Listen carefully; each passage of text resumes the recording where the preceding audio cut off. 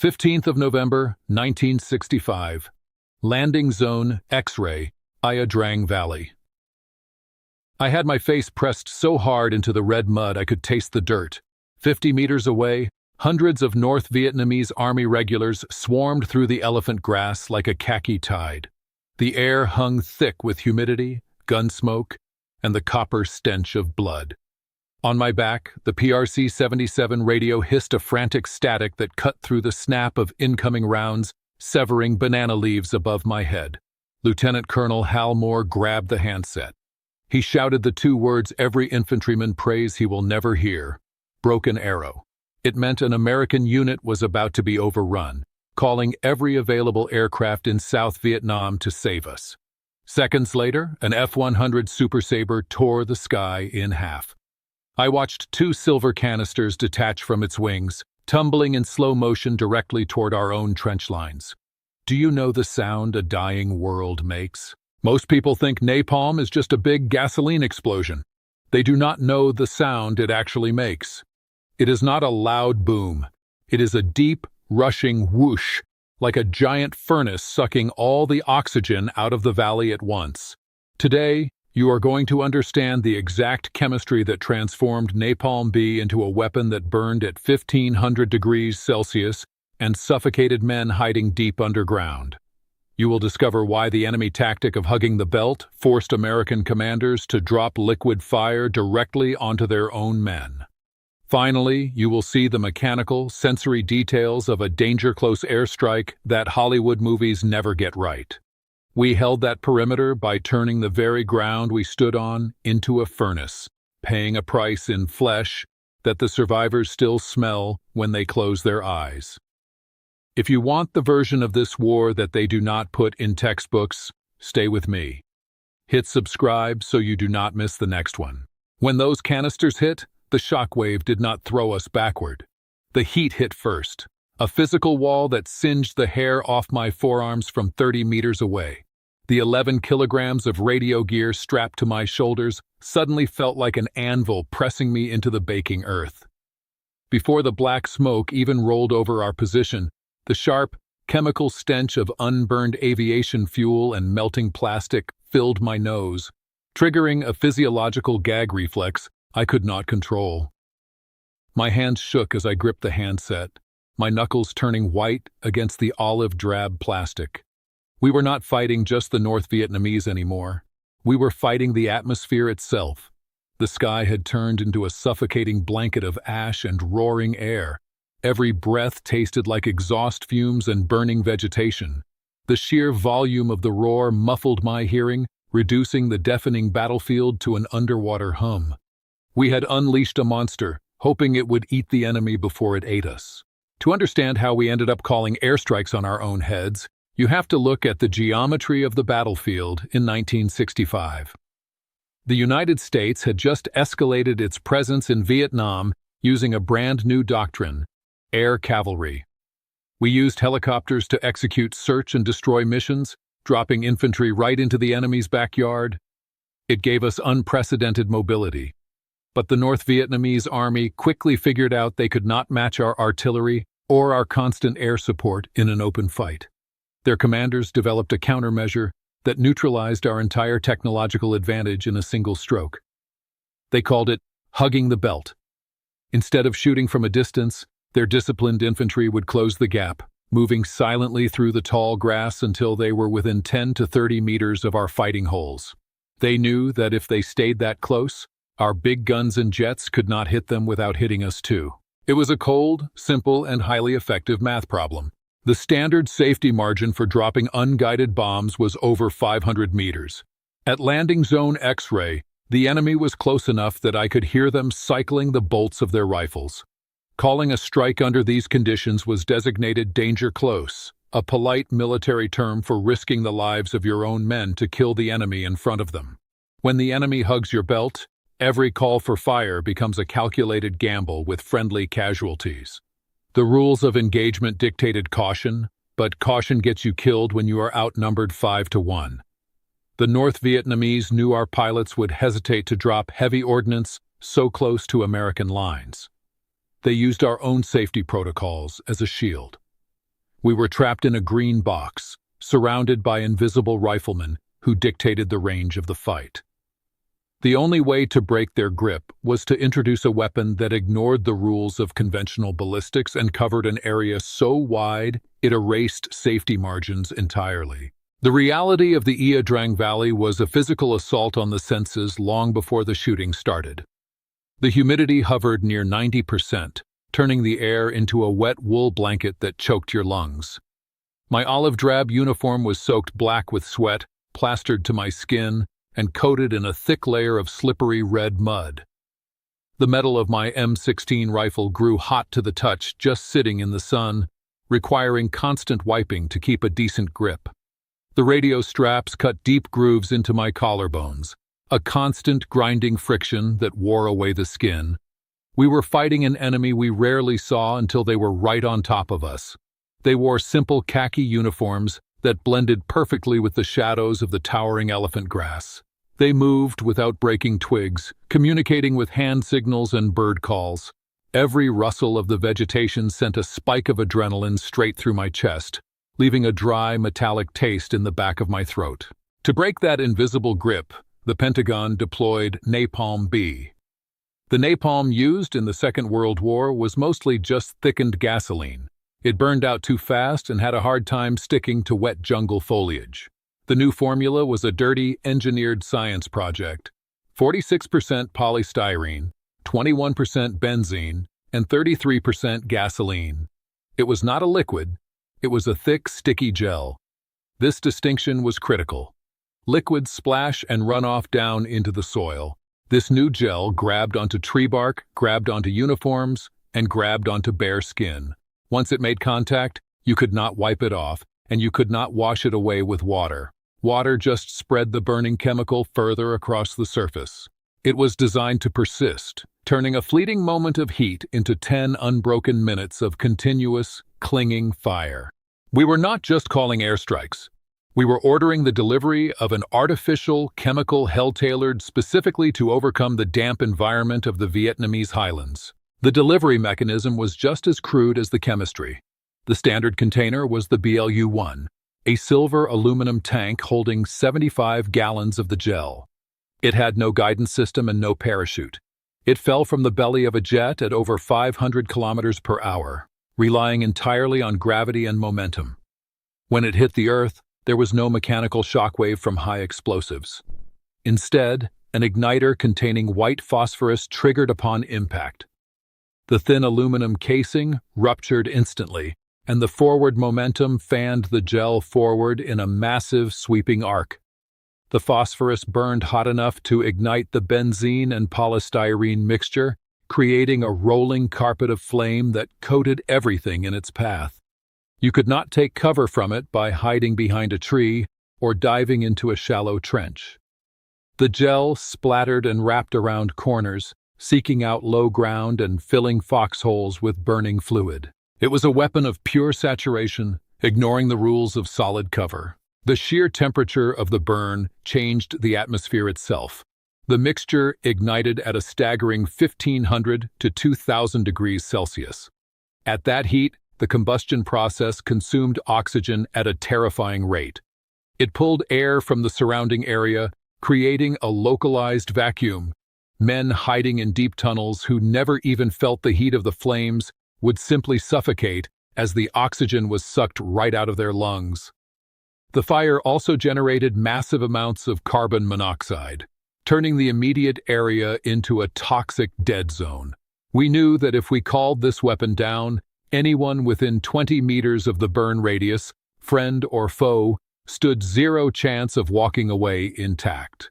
You did not just have to worry about the splash of the gel. You had to worry about the invisible wave of superheated deoxygenated gas that expanded outwards. That was the grim arithmetic sitting in Colonel Moore's head as the enemy closed in around us. The math was about to collect. Let me correct something you have seen in every war movie. Directors love to show napalm as a massive, towering orange fireball that throws soldiers through the air with a concussive blast. That is entirely wrong. Napalm contains zero high explosive. The eruption is physically contained and surprisingly flat. It is a rapid ignition followed by a heavy wall of fire that rolls and spreads low across the ground, hugging the contours of the earth. There is no kinetic impact to push you away. Instead, there is a silent, suffocating heat wave that cooks the air in front of it. It fries your respiratory tract before the actual flames even reach your boots. You do not get thrown, you just stop breathing, clutching at your throat as the oxygen burns away. I want to know what you actually thought napalm was before you heard this description. Drop your answer in the comments, because understanding the physical reality of this weapon changes how you view every airstrike from that war. There is another detail people get wrong. You might think the jet pilot looks down, spots the enemy soldiers, and lines up his crosshairs directly on the target. In reality, a pilot flying an F-100 Super Sabre at 800 kilometers per hour cannot see a man hidden in tall grass. The strike relies entirely on a forward air controller flying a slow, light observation plane just above the treetops. The controller is the one who spots the lines and coordinates the drop over the radio. He fires a Willie Pete, a white phosphorus rocket, straight into the ground to create a thick plume of bright white smoke.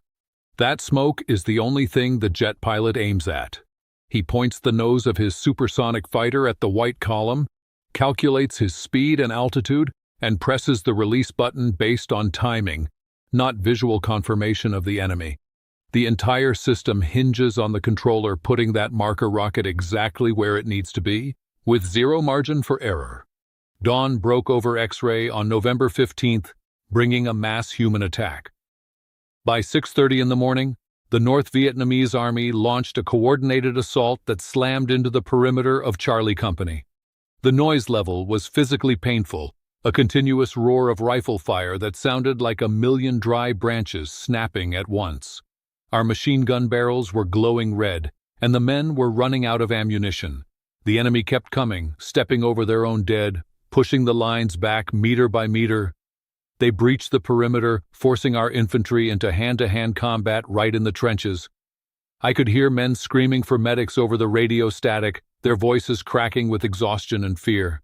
The khaki uniforms were pouring out of the tree line faster than we could cut them down. We were losing the ground, and we were losing our men. The entire battalion was on the verge of being split in half and swallowed alive by the sheer weight of enemy numbers. It was exactly 7:55 in the morning when the situation became untenable. The enemy was 30 meters from the battalion command post.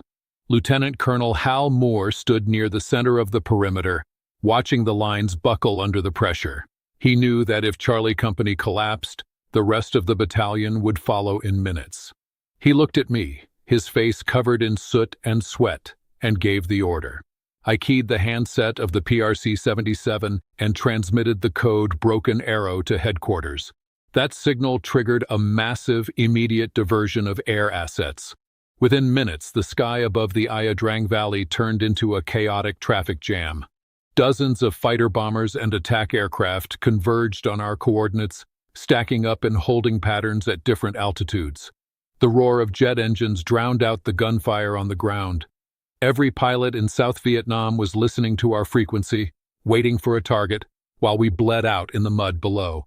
The clock was running down. The forward air controller circled low in his observation plane, desperately trying to organize the swarm of jets above us. He had to thread a needle with a sledgehammer. He fired his white phosphorus rocket, marking the edge of the tree line where the enemy was massing for their final push. The bright white smoke billowed up, marking a line that sat uncomfortably close to our own positions. Because the North Vietnamese were hugging the belt, the margin of error for the approaching jets was basically zero. A fraction of a second early on the release button meant hitting us. A fraction of a second late meant missing the enemy entirely. The controller radioed the first pair of F-100 Super Sabres, clearing them hot for a danger-close run. I pressed myself into the dirt, gripping my rifle, knowing our survival now depended on the reflexes of a pilot moving faster than sound. What happens next took less than 4 seconds. 4 seconds that changed everything. Just after 8 in the morning, the tearing shriek of the first Super Sabre split the air. The jet dove in at a steep angle, aligning its nose with the column of white smoke. The pilot held his nerve, releasing his canisters precisely on the mark. 2 silver BLU-1 tanks fell away, tumbling down and striking the tree line with pinpoint accuracy. The impact triggered the igniters, and a massive wave of burning gel rolled straight through the North Vietnamese staging area. The sudden wall of fire immediately incinerated the front edge of the enemy assault. For a few seconds, a wave of relief washed over our command post. The enemy fire slackened as the heat pushed them back. The tactic was working perfectly, stopping the khaki tide dead in its tracks. But the attack was not over. The first jet pulled up, and his wingman was already diving right behind him, nose pointed at the exact same marker. We did not know the smoke had drifted. The second pilot approached at 800 kilometers per hour, his eyes fixed on the white phosphorus plume. But, in the seconds between the two passes, the wind had shifted, pushing the smoke back toward the American lines. At that speed, the pilot relies entirely on his timing and the visual marker. He cannot see the tiny figures in the grass below. He performed his math, calculated his release point, and pressed the button. He released his payload a fraction of a second too early. That tiny miscalculation in the cockpit translated to a massive shift on the ground. The margin of error we had worried about had just collapsed. The controller in the observation plane saw the drop trajectory instantly. His voice cracked over the radio net, screaming for the jet to abort, yelling that the bombs were falling short. But you cannot recall gravity. The mechanical sequence was already in motion, and the silver canisters were already separated from the wings, locked in their downward arc. I rolled onto my back and looked up through the canopy of the trees. Directly above me, 2 silver trash cans were tumbling end over end, growing larger with terrifying speed. They caught the morning sunlight, flashing bright metallic silver against the gray smoke filling the sky. The sound they made as they fell was a low, hollow whistling, cutting through the noise of the battle like a knife. They were dropping straight toward the battalion command post, right into the middle of Charlie Company. There was no time to run, no deep bunkers to dive into, and no cover that could withstand what was inside those tanks. Time seemed to drag, stretching those few seconds into an eternity of helpless anticipation. I squeezed my eyes shut, pressed my helmet hard against the dirt, and braced for the heat. We had called the fire down to save ourselves from the enemy, and now that same fire was falling directly onto our own heads. The air pressure suddenly shifted. The canisters hit the dirt right inside our perimeter. There was no explosive crack, just that deep, hungry whoosh of the atmosphere igniting. Instantly, all the oxygen in my lungs vanished, pulled right out of my chest by the localized vacuum. A blistering wave of 1,500-degree heat swept over the elephant grass, turning the green stalks into white ash in the blink of an eye. The heat was so intense it actually melted the flexible rubber antenna of the PRC-77 radio right on my back. A solid wall of flaming gel rolled through the command post, splattering against the ground, the trees, and the men. The sudden temperature spike felt like opening the door to an industrial blast furnace. I could not breathe, I could not see, and the roar of the fire deafened everything else. The sticky gel clung to anything it touched, burning with a bright, terrifying intensity that defied any attempt to smother it. We were trapped inside the very inferno we had requested. From a purely tactical standpoint, the drop achieved exactly what it was designed to do. The sheer size and intensity of that wall of fire created an impassable physical barrier. It effectively blocked the route of advance for the North Vietnamese army. The enemy assault paralyzed instantly. Even the most disciplined soldiers cannot charge through a 2,000-degree furnace. The heat melted their will to fight, breaking the momentum of an attack that would have otherwise overrun our entire battalion. By burning the ground directly in front of us, the strike severed the enemy's grip on our belt. The geometry of the battlefield reset in a matter of seconds, replacing a swarm of enemy rifles with a curtain of chemical fire. The battalion survived destruction because that drop forced the enemy to halt their advance. The logic of the weapon proved sound, delivering the necessary shock to halt the massive numbers. We held the perimeter, but the cost of that tactical success was exacted immediately in American blood. The silence that followed the drop was broken by the sounds of our own men screaming. The gel had splattered across the trenches of Charlie Company, hitting soldiers who were trying to hold the line. Men were rolling in the red dirt, desperately trying to put out flames that water and soil could not smother.